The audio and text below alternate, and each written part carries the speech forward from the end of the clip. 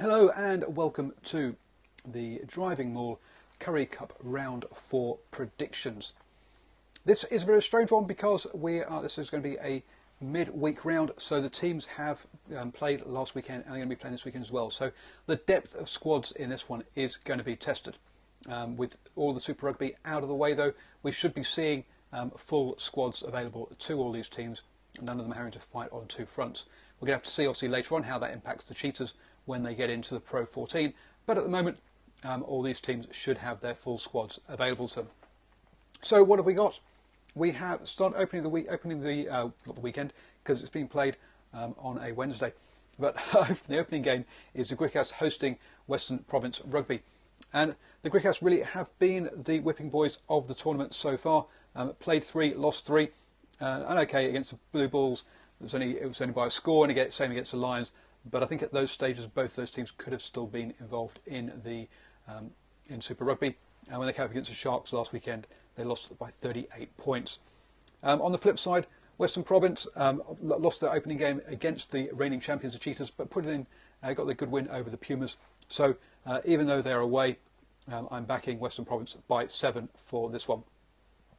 Next up, the Pumas host, as I say, the reigning champions, the Cheetahs. They were undefeated last year, and the Cheetahs are undefeated so far this year with 2 wins now.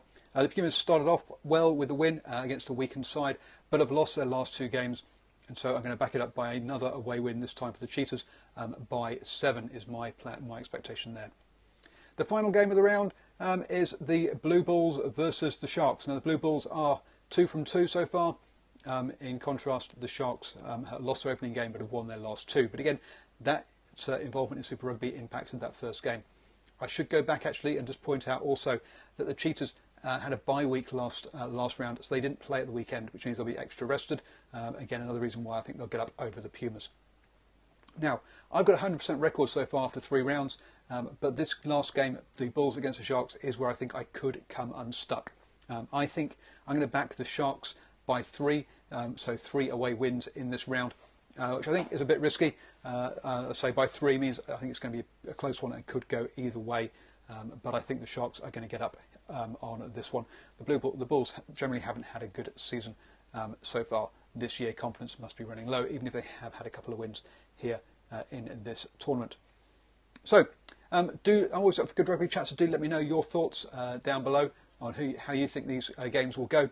Also, please do sign up for the DrivingMaul weekly newsletter. Link above on Twitter, down below on YouTube. Obviously, don't forget to give it all the thumbs up on YouTube and share it with all your friends if you have enjoyed the show.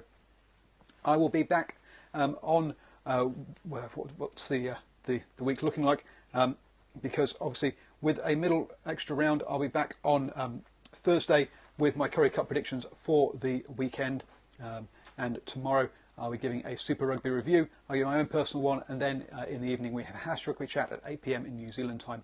We'll run through every single team, giving them a grade A, B, C or D as to how they've done compared to how we thought they were going to do pre-season. So against expectations, not necessarily, it doesn't mean necessarily that the Crusaders, the team that came first, will get an A, and the team that came last will get a D.